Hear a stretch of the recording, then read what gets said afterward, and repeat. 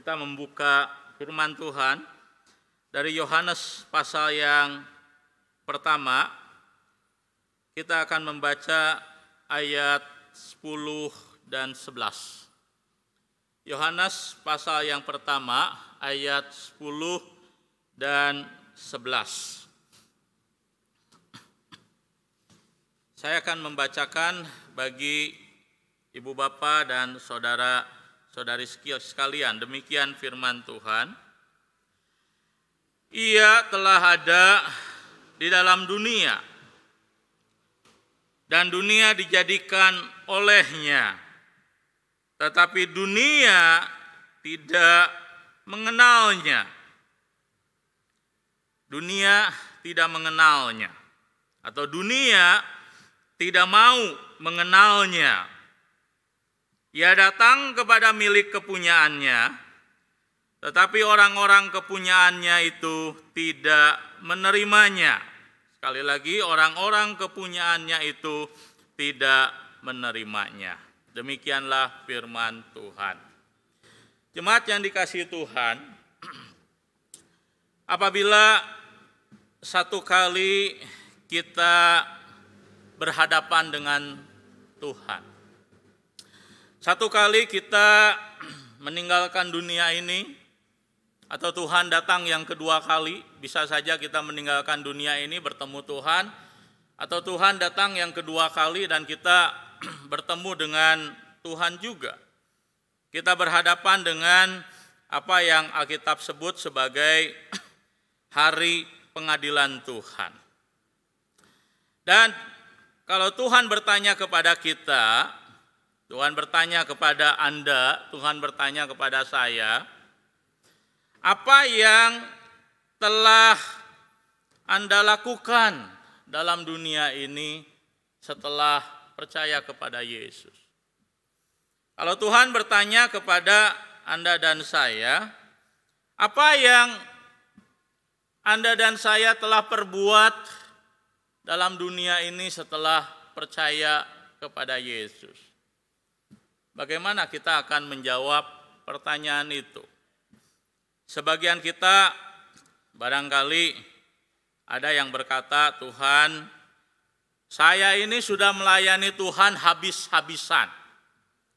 Habis waktu, gitu ya. Habis waktu untuk melayani Tuhan. Sampai diomeli istri, diomeli suami, diomeli keluarga karena tidak membagi waktu dengan baik, sehingga keluarga kita merasa kalau untuk gereja bisa meluangkan waktu, tapi untuk keluarga enggak. Sehingga kita berkata sama Tuhan, Tuhan, saya ini sudah habis-habisan melayani Tuhan, habis waktu, habis tenaga, dan juga mungkin habis uang. Saya orangnya tidak pelit di dalam pelayanan. Saya enggak tega melihat kalau gereja membutuhkan uang untuk pelayanan, saya punya uang, saya tidak berikan uang saya enggak tega. Sehingga waktu Tuhan berkata kepada kita, apa yang kamu telah perbuat selama ada dalam dunia ini, kita berkata, Tuhan, saya telah habis-habisan melayani Engkau. Habis uang, habis waktu, habis tenaga. Bahkan mungkin di antara kita yang berkata, saya bukan hanya melayani Tuhan seorang diri, saya adalah orang yang berasal dari sebuah keluarga yang dari generasi ke generasi melayani Tuhan. Kakek saya itu perintis gereja. Saya itu juga melayani Tuhan, anak saya, cucu saya, semuanya melayani Tuhan. Barangkali ada yang berkata seperti itu. Atau ada juga yang berkata berbeda. Dia berkata, Tuhan, selama saya ada dalam dunia, saya cerita kepada semua orang. Cerita apa? Cerita pengalaman saya bertemu dengan Engkau. Satu kali saya melihat ada sebuah cahaya terang. Dan itu saya ceritakan ke orang banyak. ke setiap orang yang saya temui. Mungkin itu yang kita katakan. Atau mungkin juga ada yang berkata bahwa saya menceritakan kepada setiap orang mujizat yang saya alami. Dulu saya pernah sakit berat. Dulu saya hampir mati. Dulu saya tidak punya, divonis hidup saya tinggal 1 minggu. Tapi kemudian Tuhan menyembuhkan saya. Dan itu yang saya lakukan setiap saat, setiap waktu ketemu orang siapa saja. Saya ceritakan pengalaman saya. Bagaimana mengalami mujizat dari Tuhan. Atau mungkin ada orang lain yang berkata, Tuhan, saya selama hidup dalam dunia ini, saya sudah mengasingkan diri dari dunia. Saya tidak campur dengan orang-orang dalam dunia. Saya mengasingkan diri, saya hidup membiara. Saya mendedikasikan hidup saya untuk disiplin rohani. Berpuasa seminggu 2 kali, Senin dan Kemis. Gitu ya, mungkin itu yang dikatakan. Atau barangkali ada juga yang waktu ditanya oleh Tuhan dia dalam bahasa orang Jakarta pura-pura bego katanya begitu ya. Kenapa? Karena dia tidak melakukan apapun di dalam dunia ini ketika hidup dan ketika Tuhan memanggil dia, bertanya kepada dia apa yang telah kamu lakukan, dia kayak kata orang Jakarta bilang pura-pura bego katanya. Mungkin itu juga yang terjadi dengan kita kalau seandainya Tuhan datang dalam dunia, kita menghadap Tuhan dan kita doing nothing waktu ada dalam dunia. Tapi saya ingin mengajak kita membaca satu bagian firman Tuhan dari Yeremia 9 ayat 23 sampai 24 untuk menolong kita mengerti sebenarnya apa yang Tuhan cari dari kita selama kita hidup dalam dunia ini. Mari kita buka kitab Yeremia. Kitab Yeremia. Yeremia itu ada di dalam Perjanjian Lama. Yaitu disebut sebagai kitab-kitab Nabi besar. Ada kitab Nabi Yesaya, Yeremia. Kitab Nabi Yeremia pasal yang ke-9 ayat 23 sampai 24. Kalau Alkitabnya terjemahan atau terbitannya sama dengan saya, itu halaman 874. Demikian firman Tuhan. Saya membacakan, Ibu Bapak dan saudara-saudari sekalian, tolong menyimak. Beginilah firman Tuhan. Ini Tuhan yang ngomong ya, bukan saya yang ngomong. Beginilah firman Tuhan. Janganlah orang bijaksana bermegah karena kebijaksanaannya. Janganlah orang kuat bermegah karena kekuatannya. Janganlah orang kaya bermegah karena kekayaannya.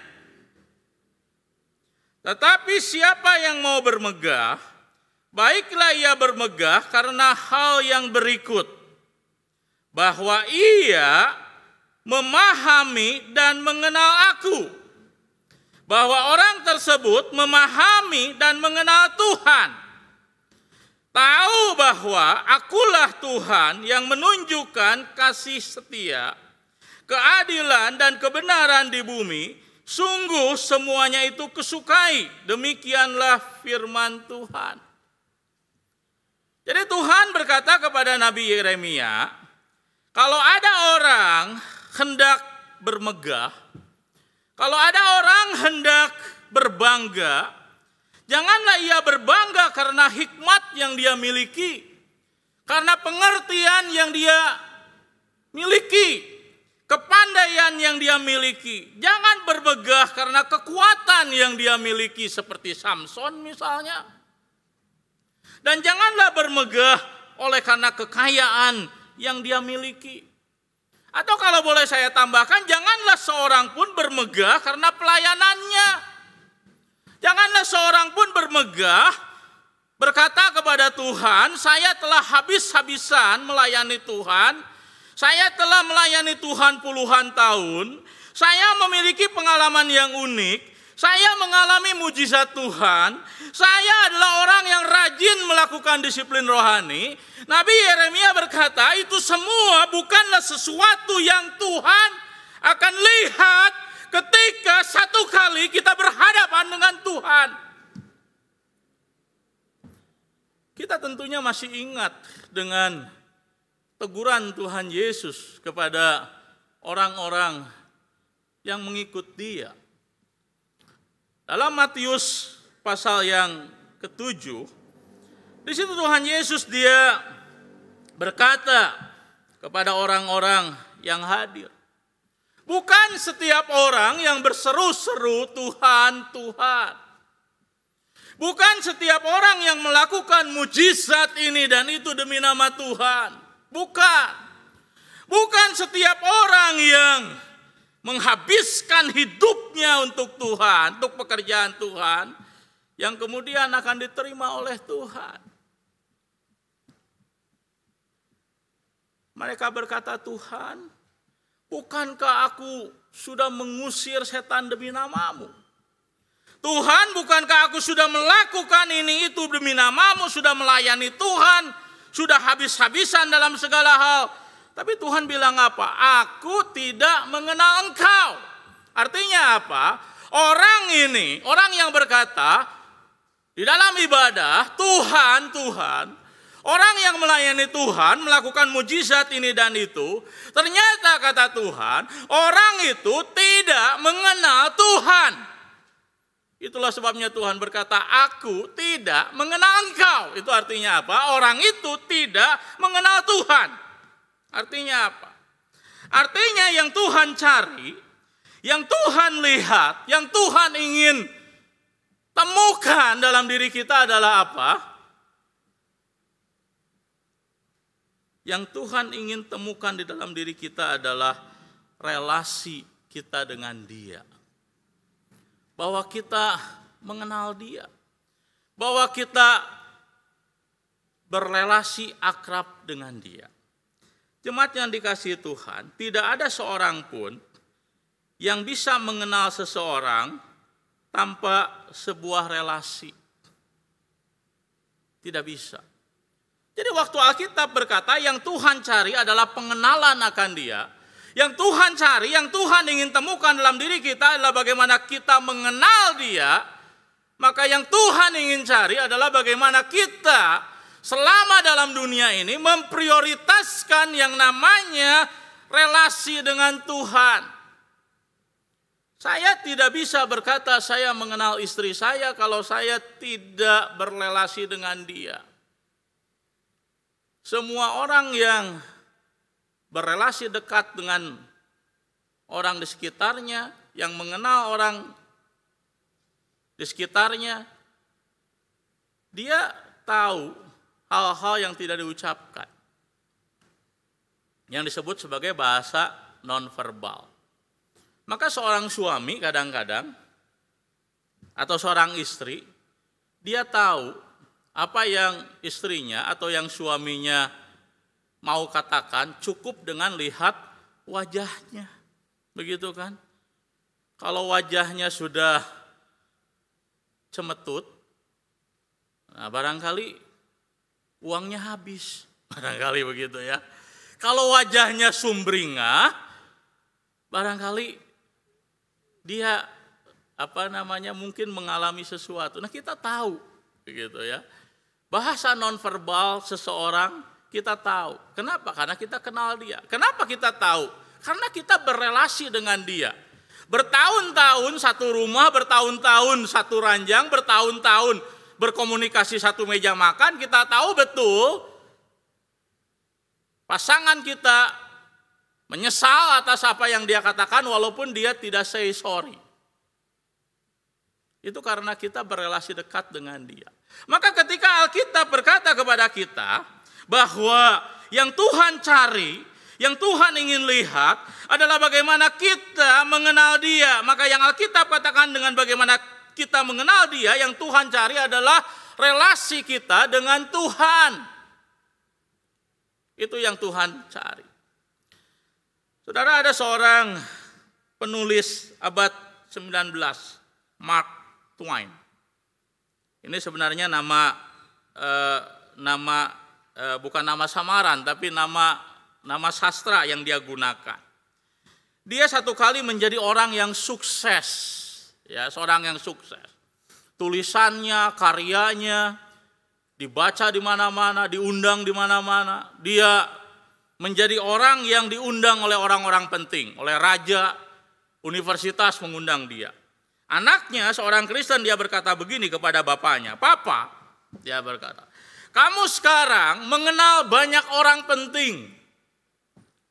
Papa, kamu sekarang mengenal raja, kamu mengenal profesor-profesor di universitas, kecuali Allah. Kecuali mengenal Allah." Waktu saya mendengarkan ilustrasi ini menyadarkan saya, mengingatkan saya bahwa itulah yang terjadi dengan orang-orang Kristen. Itulah yang terjadi dengan orang-orang percaya dalam dunia ini yang barangkali kita ini berhasil menunjukkan kepada dunia di sekitar kita bahwa kita ini adalah orang yang rohaniawan, bahwa kita ini adalah orang yang melayani Tuhan, kita adalah orang yang rela bayar harga untuk menjadi seorang pengikut Tuhan. Tetapi yang kurang adalah satu, kita bukan orang yang memiliki relasi yang akrab, yang dekat dengan Tuhan. Boro-boro kita membaca firman Tuhan setiap hari, berdoa saja kalau ingat. Boro-boro beribadah setiap hari kepada Tuhan, ke gereja saja seminggu sekali kalau ingat, kalau pas bisa, tidak pernah memprioritaskan. Itulah diri kita. Anda boleh menjadi orang yang sukses dalam dunia ini, Anda boleh menjadi orang yang dihormati oleh siapapun, orang menundukkan badannya ketika bertemu dengan Anda boleh menjadi orang yang hebat dalam gereja, dalam dunia, tapi kalau Anda tidak mengenal Tuhan, kalau Anda tidak memiliki relasi yang intim dengan Tuhan, maka dalam bahasa anak muda dikatakan, kasihan deh lu. Kenapa kasihan? Karena Anda kehilangan apa yang penting, apa yang Tuhan ingin temukan dalam diri Anda ketika satu kali kita bertemu dengan Tuhan. Waktu Tuhan datang kedua kalinya, waktu kita bertemu dengan Tuhan, Tuhan gak tanya jumlah harta kita di dunia ini berapa. Tuhan juga tidak tanya, Tuhan tidak lihat apa yang kita sudah lakukan bagi dunia ini kalau kita tidak memiliki relasi yang dekat dengan Tuhan. Apa yang utama adalah utama, apa yang sekunder atau apa yang memperlengkapi adalah memperlengkapi. Saya tidak mengatakan bahwa hidup baik dalam dunia ini tidak penting. Itu penting.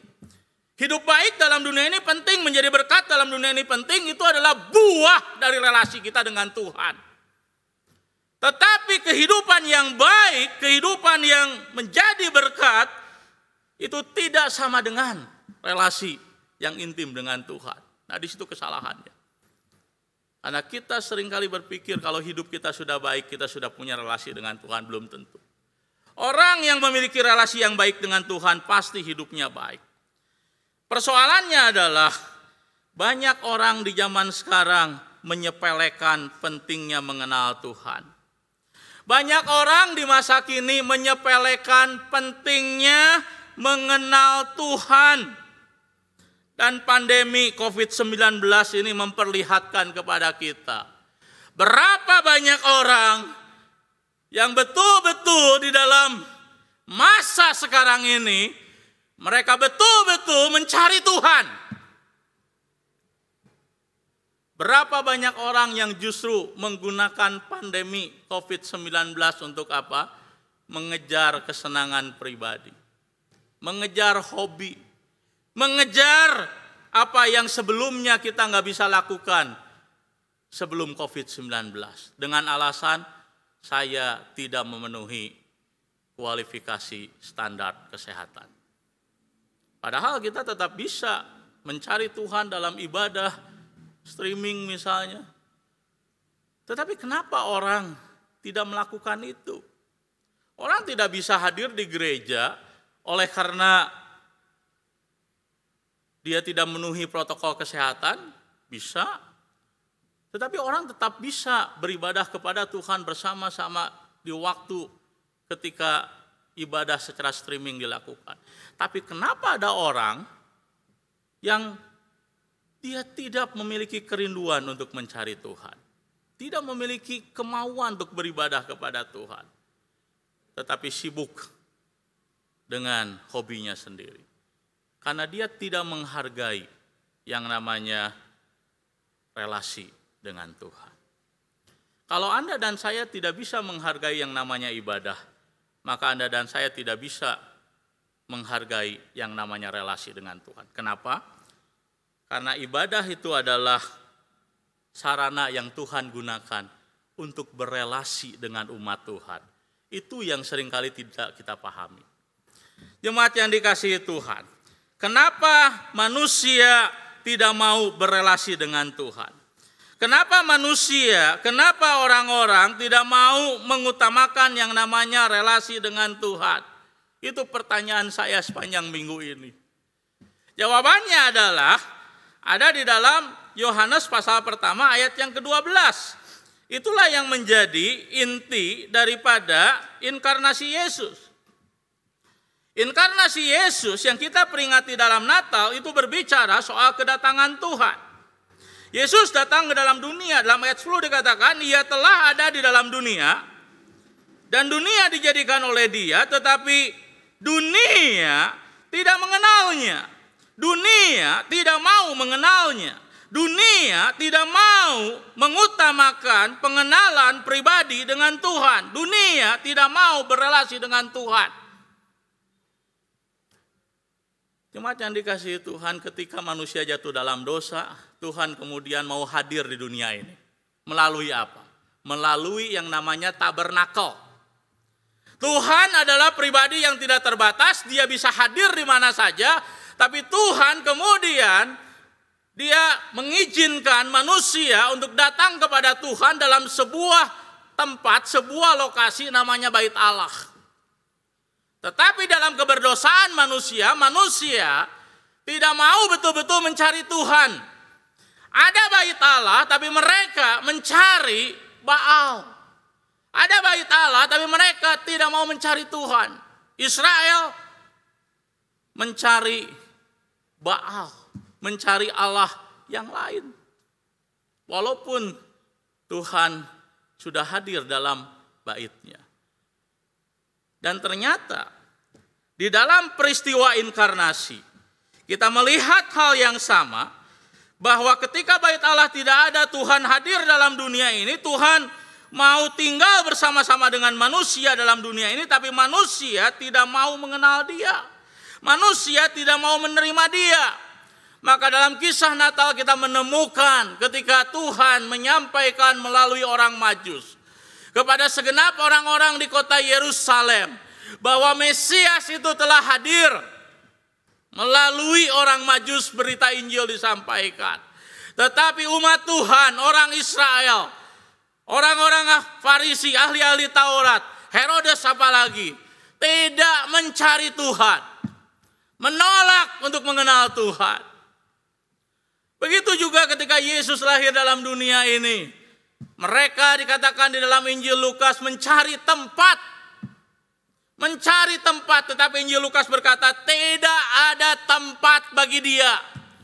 Waktu Lukas berbicara kepada kita, ketika Yesus, ketika Maria, ketika Yusuf mencari tempat untuk menginap, Alkitab berkata tidak ada tempat bagi Dia.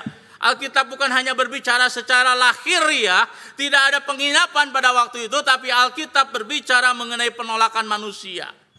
Di dalam dosa, di dalam keberdosaan, kita tidak mau mengenal Dia. Kita tidak mau menerima Dia.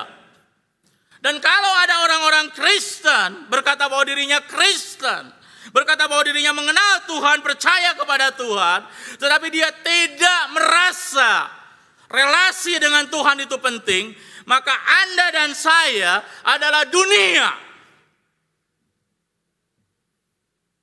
Itu yang Yohanes katakan. Hanya dunia. Hanya orang yang masih dikuasai dosa. Hanya orang yang tidak percaya kepada Yesus. Yang tidak bisa menghargai yang namanya relasi dengan Tuhan. Apakah saudara tidak tahu? Supaya seorang dapat beribadah kepada Tuhan. Supaya kita seperti hari ini dapat mencari Tuhan, berdoa kepada Tuhan, beribadah bersama-sama dengan Tuhan. Ada harga yang harus dibayar. Kalau kita membaca Ibrani pasal yang ke-10. Supaya Anda dan saya dapat menghadap kepada Tuhan. Supaya Anda dan saya bisa beribadah kepada Tuhan. Tahu apa yang Yesus lakukan? Dia mencucurkan darahnya. Dia mengorbankan dirinya, mati di atas Golgota, supaya Anda dan saya dapat memiliki relasi dengan Tuhan. Supaya Anda dan saya dapat kembali bersekutu dengan Tuhan, beribadah kepada Tuhan. Itu harga yang Tuhan bayar. Waktu Tuhan datang ke dalam dunia dalam karya inkarnasi, Dia bukan hanya menyelesaikan dosa Anda dan saya, supaya Anda dan saya kalau mati masuk ke sorga. Itu pemikiran yang sangat dangkal. Banyak orang berhenti berpikir sampai pada puji Tuhan. Saya sudah percaya Tuhan. Anytime, anywhere, saya mati. Saya ke sorga. Ini orang gak ngerti.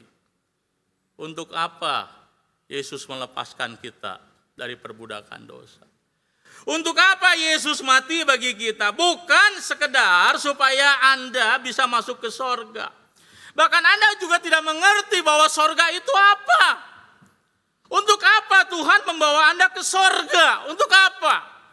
Untuk menikmati persekutuan yang total dengan Dia. Supaya di mana Tuhan berada, Anda berada. Supaya Anda berrelasi dengan Tuhan, itulah sorga. Jemaat yang dikasihi Tuhan, Tuhan datang ke dalam dunia. Tuhan melepaskan kita dari perbudakan dosa dengan satu tujuan, supaya kita memiliki relasi yang baru dengan Tuhan. Tentunya Anda ingat apa yang terjadi ketika manusia pertama jatuh dalam dosa. Manusia pertama mati, ya betul, tapi kematian adalah akibat. Akibat apa? Putusnya relasi manusia dengan Tuhan. Maka waktu Tuhan Yesus datang yang kedua kali, Dia akan memulihkan relasi kita dengan Tuhan secara utuh, secara sempurna. Jadi ini semua tentang relasi kita dengan Tuhan. Maka kalau Anda dan saya berkata saya sudah percaya kepada Yesus, tapi Anda dan saya tidak punya relasi dengan Tuhan, Anda dan saya tidak mengutamakan relasi dengan Tuhan, Anda dan saya menyepelekan relasi dengan Tuhan, barangkali Anda belum diselamatkan Tuhan. Barangkali Anda masih bagian dari dunia ini. Barangkali Anda masih dibelenggu oleh dosa sehingga Anda tidak bisa melihat relasi dengan Tuhan itu begitu penting. Relasi dengan Tuhan itu begitu utama. Relasi dengan Tuhan itu membuat hidup Anda damai. Banyak di antara kita barangkali tidak pernah mementingkan relasi dengan Tuhan. Tidak pernah mementingkan pengetahuan yang benar dengan Tuhan. Oleh karena apa? Oleh karena kita tidak mengalami. Tidak pernah mengalami bahwa ketika kita memiliki relasi yang benar dengan Tuhan, hidup kita apa? Alkitab katakan ada damai, ada shalom. Shalom itu apa? Kita bilang shalom itu yaitu salamnya orang Kristen. Shalom, shalom, shalom begitu ya. Padahal shalom itu apa? Shalom itu adalah keadaan batin yang dipuaskan oleh Tuhan. Walaupun pandemi corona belum selesai. Walaupun kita melihat ada begitu banyak orang mengalami kesulitan dalam dunia ini. Kalau shalom itu hadir dalam diri kita, maka hidup kita tetap bahagia, hidup kita tetap dipuaskan oleh Tuhan. Walaupun secara eksternal kita mengalami pergulatan. Jemaat yang dikasihi Tuhan, itulah sebabnya. Maka dalam pesan Natal 2020, di tengah-tengah pandemi COVID-19 yang belum selesai, apa yang Tuhan ingin Anda dan saya kejar? Relasi dengan Tuhan. Pengenalan yang benar dengan Tuhan. Itulah yang Tuhan inginkan untuk kita cari, untuk kita kejar dalam dunia ini. Pertanyaannya adalah, bagaimana kita dapat mengenal Tuhan? Jemaat yang dikasihi Tuhan, ada dua sarana yang paling utama di dalam kita mengenal Tuhan. Apakah itu? Yesus dan firman Tuhan. Itu adalah sarana yang paling utama dalam kita mengenal Tuhan. Seorang filsuf, tapi juga dia seorang artisian, namanya H.G. Wells. Dia mengatakan begini, sampai manusia menemukan Tuhan dan ditemukan oleh Tuhan, dia mencari kesia-siaan. Sampai manusia menemukan Tuhan atau ditemukan Tuhan, dia mengejar kesia-siaan. Tahu kenapa sampai hari ini kita nggak bahagia? Tahu kenapa sampai hari ini kita tidak pernah puas dalam dunia ini? Kenapa kita selama ini tidak pernah bahagia? Jawabannya adalah karena kita mengisi hidup kita bukan dengan apa yang paling manusia butuhkan untuk bahagia. Apa itu? Mengenal Tuhan, mencari Tuhan. Satu kali Marta dia berkata kepada Yesus. Waktu itu Yesus hadir di rumah Marta, Maria. Yesus hadir di situ, Yesus mengajar. Marta sibuk sendiri. Gedebak-gedebuk melayani tamu.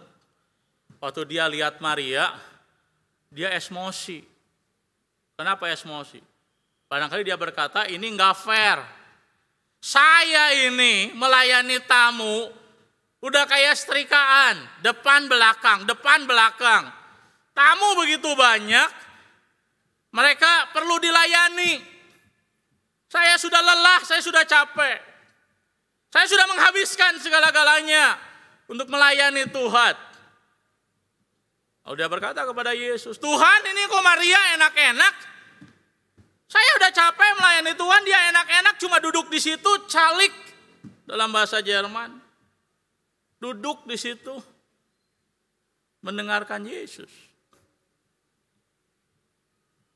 Lalu Yesus bilang apa kepada Marta?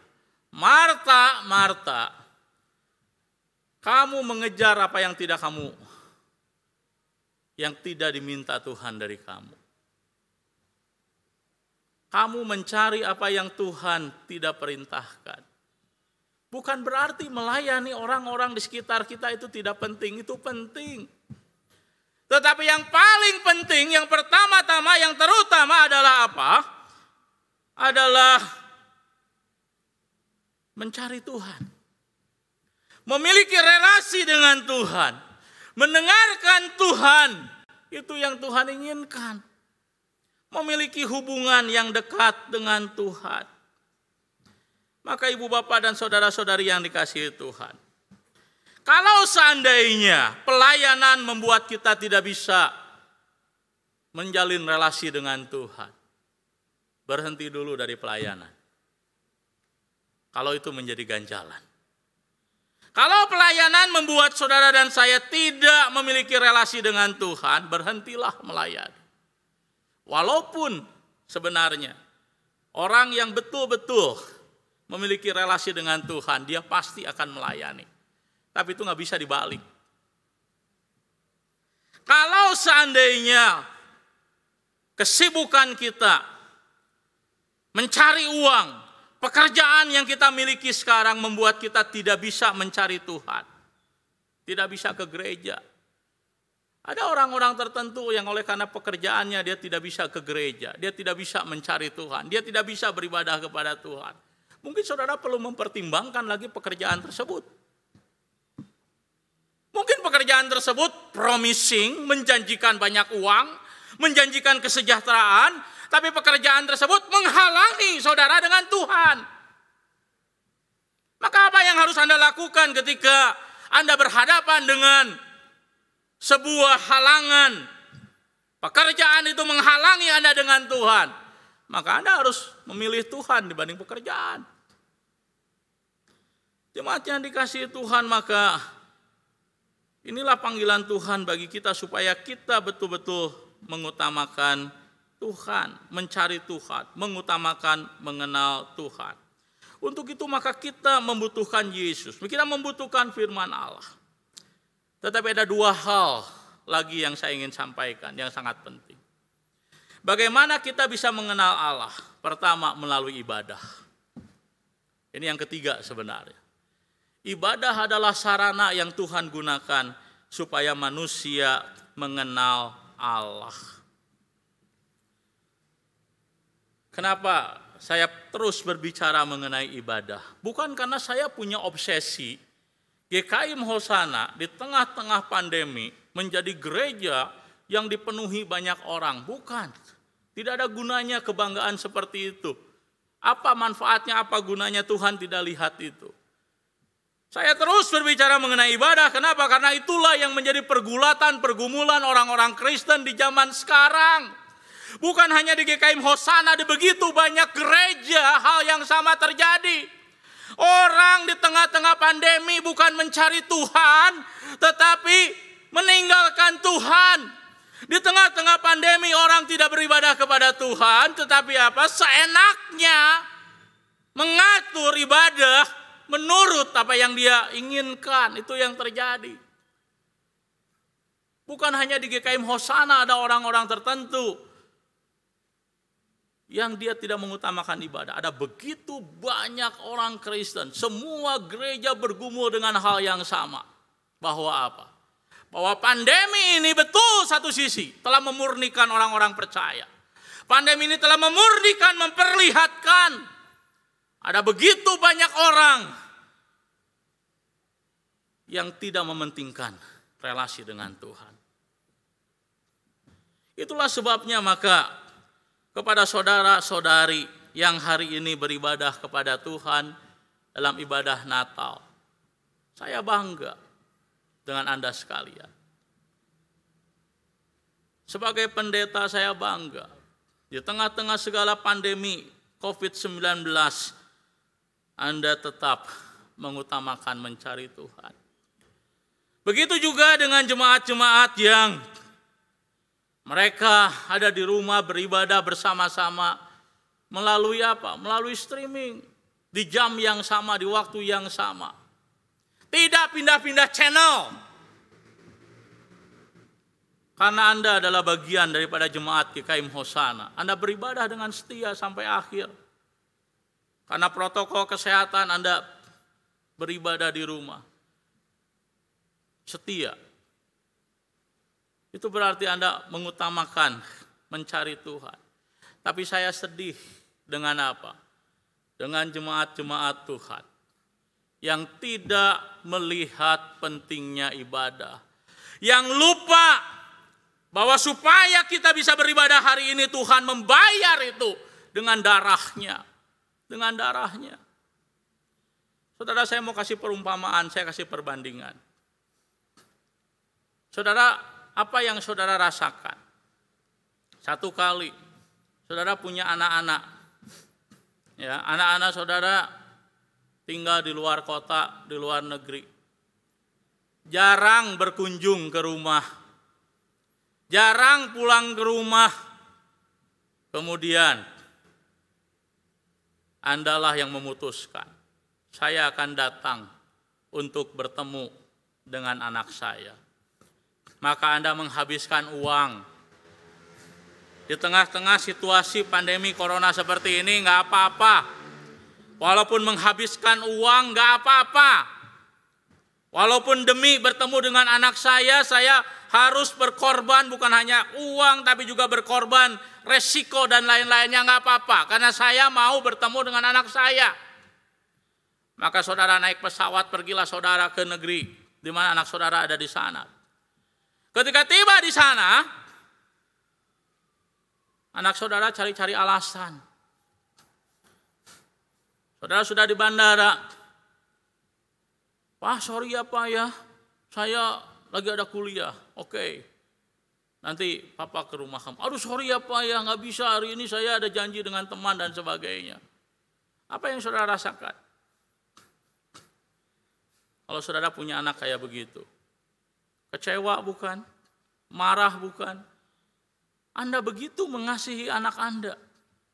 Anda begitu mengasihi dia. Anda rindu bertemu dengan dia. Anda rindu berkomunikasi, berbicara. Hidup, bertemu dengan orang yang Anda kasihi. Tapi anak Anda, orang yang Anda kasihi merespon seperti itu. Kecewa enggak? Kecewa. Yesus datang ke dalam dunia. Supaya apa? Supaya Anda dan saya bisa bertemu dengan Tuhan. Supaya Anda dan saya bisa berdoa dengan Tuhan tanpa dibinasakan. Supaya Anda dan saya bisa memuji Tuhan, beribadah kepada Tuhan seperti sekarang ini. Itu Yesus lakukan dalam inkarnasi, dalam kedatangannya yang pertama, bahkan dia membayar itu dengan nyawanya. Bagaimana perasaan dia? Bagaimana perasaan Tuhan ketika kita, orang-orang yang telah ditebus dia, yang telah dilepaskan dari perbudakan dosa supaya memiliki hubungan pribadi dengan Allah, kita menyepelekan yang namanya pertemuan pribadi dengan Tuhan. Menyepelekan pertemuan dalam ibadah bersama-sama dengan Tuhan. Menganggap itu tidak penting. Menganggap kesenangan jauh lebih penting daripada ibadah kepada Tuhan. Maka jemaat yang dikasihi Tuhan sadari, ketika kita mulai menyepelekan ibadah, kita menyepelekan relasi dengan Tuhan, kita menyepelekan kematian Yesus dalam kehidupan kita, betapa kurang ajarnya kita. Dan selain ibadah, cara Tuhan di dalam membuat kita mengenal Dia adalah apa? Adalah melalui pengalaman pahit. Itulah yang kita lihat dengan Ayub. Ketika Ayub mengalami pengalaman pahit dalam hidupnya, Tuhan menguji dia, Tuhan membentuk hidup dia. Ayub marah, Ayub mempertanyakan Tuhan. Tapi pada akhirnya setelah Ayub melewati masa-masa yang sukar dalam hidupnya, Ayub berkata apa? Dulu saya tahu engkau dari orang. Tapi sekarang setelah melewati masa-masa hidup yang pahit, aku tahu siapa engkau. Jemaat yang dikasihi Tuhan, pandemi COVID-19 adalah sebuah pengalaman pahit yang dihadapi oleh semua orang, dialami oleh semua kita. Siapa tidak mengalami masa-masa yang sukar? Pertanyaannya apa tujuannya? Tujuannya adalah supaya Anda dan saya mengenal Dia, mengenal kebaikan Dia, mengenal kebenaran Dia. Saya dalam masa COVID-19 ini saya belajar sesuatu hal. Apa itu? Jangan pernah mempermainkan Tuhan. Tuhan bukanlah Allah yang boleh dipermainkan. Dia adalah Allah. Dia adalah Allah yang bukan hanya bisa dipercayai, tapi Dia juga Allah yang tegas terhadap sikap kita terhadap Dia. Jemaat yang dikasihi Tuhan, silahkan permainkan Tuhan di masa pandemi COVID-19 ini. Silahkan tidak beribadah kepada Tuhan. Silahkan Anda sepelekan apa yang Tuhan telah kerjakan dalam kehidupan Anda. Tapi ingat, Tuhan tidak pernah membiarkan dirinya dipermainkan. Tuhan hajar hidup kita, kapok kita. Jemaat yang dikasihi Tuhan, maka pengalaman COVID-19 ini menyadarkan kita apa? menyadarkan kita bahwa segala sesuatu yang ada dalam dunia ini adalah fana. Betul kan? Itu yang Tuhan tunjukkan kepada kita melalui COVID-19. Anda tidak menguasai hari esok. Anda tidak menguasai diri Anda. Anda tidak menguasai apa yang Anda miliki. Kalau Tuhan mau ambil semuanya hilang. Artinya apa? Artinya seperti yang Tuhan katakan. Apa yang Tuhan inginkan? Carilah dahulu kerajaan Allah dan kebenarannya. Itu yang Tuhan inginkan. COVID-19 mengajarkan kita untuk apa? Untuk betul-betul dalam hidup ini mencari Tuhan. Mencari harta, mencari kenyamanan, mencari keamanan. Dalam dunia ini adalah kesia-siaan. Kenapa? Karena Anda tidak menguasai hidup Anda. Anda tidak menguasai hari esok. Anda tidak menguasai apa yang Anda miliki. Semuanya adalah titipan Tuhan. Semuanya adalah anugerah Tuhan. Kalau Tuhan mau ambil, maka semuanya hilang. Itulah alasannya jemaat yang dikasihi Tuhan. Di masa COVID yang masih belum selesai ini, dalam peringatan Natal ini, saya mengajak kita untuk apa? Kembali mencari Tuhan. Kembali untuk mengutamakan Tuhan. Utamakanlah ibadah. Utamakanlah doa pribadi kita. Utamakanlah belajar firman Tuhan. Itulah yang Tuhan inginkan. Itulah yang Tuhan mau cari. Itulah yang Tuhan mau lihat dalam hidup kita. Dan itulah juga yang mungkin Tuhan inginkan dari kita sampai Tuhan mengizinkan kita mengalami masa-masa yang sukar seperti sekarang ini. Supaya kita belajar satu hal. Ketika kita mengutamakan Tuhan, ketika kita mencari Tuhan, mengutamakan relasi dengan Tuhan, kita akan melihat bahwa ternyata hidup kita aman di tangan Tuhan. Melindungi diri dengan kekuatan sendiri justru mencelakakan diri. Mencari Tuhan, mencari perlindungan di bawah naungan Tuhan, itulah yang menyelamatkan kita. Dan itulah waktu bagi kita untuk hidup bagi Tuhan. Mari kita berdoa. Tuhan, kami datang kepadamu memohon supaya apa yang Tuhan telah ingatkan dalam kitab Yeremia pasal yang ke-9, bahwa yang Tuhan mau cari, yang Tuhan mau lihat di dalam diri kami adalah bagaimana kami dalam hidup di dunia ini selalu mencari Tuhan. Dalam hidup dunia ini kami mengutamakan Tuhan. Kami tidak menyepelekan pentingnya relasi dengan Tuhan. Dan kami berdoa supaya pengalaman kami di era pandemi COVID-19 ini menyadarkan kami bahwa segala sesuatu adalah fana. Kalau kami ada sampai sekarang itu karena anugerah Tuhan, pemeliharaan Tuhan. Dan peringatan Natal, bagaimana Tuhan datang yang kedua kalinya, kiranya mengingatkan kami bahwa tujuan Tuhan datang ke dalam dunia adalah supaya kami memiliki relasi dengan Tuhan. Supaya kami memiliki hubungan yang baru dengan Tuhan. Supaya kami bisa beribadah kepada Tuhan. Supaya kami bisa menyembah Tuhan. Supaya kami bisa sungguh-sungguh hidup bagi Tuhan. Itulah sebabnya maka hamba-Mu berdoa untuk setiap jemaat Tuhan yang selama ini telah setia beribadah kepada Tuhan. Hamba-Mu berdoa supaya Tuhan terus memeliharakan iman mereka. Terus menjaga komitmen mereka untuk tidak membiarkan ibadah kepada Tuhan menjadi hal yang sekunder. Tetapi bagi jemaat Tuhan yang mulai menyepelekan ibadah, bagi jemaat Tuhan yang mulai tidak mementingkan relasi dengan Tuhan, baik dalam kehidupan pribadi maupun secara komunal dalam ibadah, menomorduakan ibadah bersama, Tuhan kiranya boleh berbicara kepada setiap kami. Menolong kami mengerti bahwa masa-masa pandemi ini merupakan sebuah momen yang memanggil kami untuk justru mengutamakan Tuhan, mencari Tuhan, bukan justru mengabaikan, menomorduakan Tuhan. Kami bisa saja, kapan saja kena COVID-19. Kami bisa saja kapan saja meninggal dunia. Oleh karena dunia sekarang ini tidak menentu.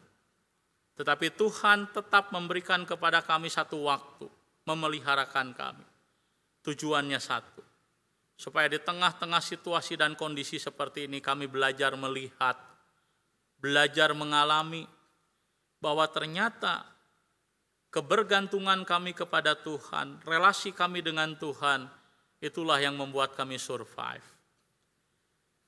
Bagi setiap jemaat Tuhan yang mengalami krisis ekonomi, usahanya diambang kebangkrutan, kami berdoa supaya di tengah-tengah situasi yang seperti ini mereka justru datang kepada Tuhan. Mereka mencari Tuhan. Mereka berseru kepada Tuhan, memeliharakan relasi dengan Tuhan.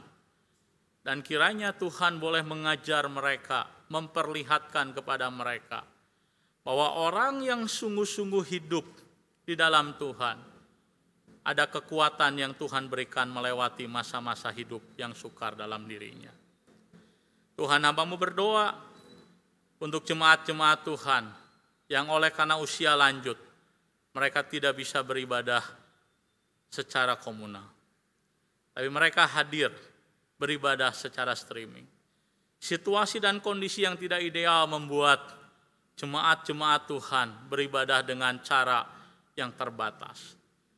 Tapi kami berdoa kepada Tuhan supaya Engkau boleh menolong mereka mampu menikmati relasi dengan Tuhan dalam setiap ibadah yang mereka ikuti secara streaming. Tapi bagi jemaat-jemaat yang masih bisa beribadah kepada Tuhan, tetapi tidak menyadari pentingnya ibadah komunal, hamba-Mu berdoa kepada Tuhan supaya Tuhan berbicara kepada mereka. Di tahun yang akan datang, di ibadah yang mendatang, mereka memiliki komitmen untuk mau beribadah kepada Tuhan. Prioritas utama adalah ibadah komunal. Ketika ibadah komunal tidak bisa kami lakukan, maka kami melakukan ibadah streaming.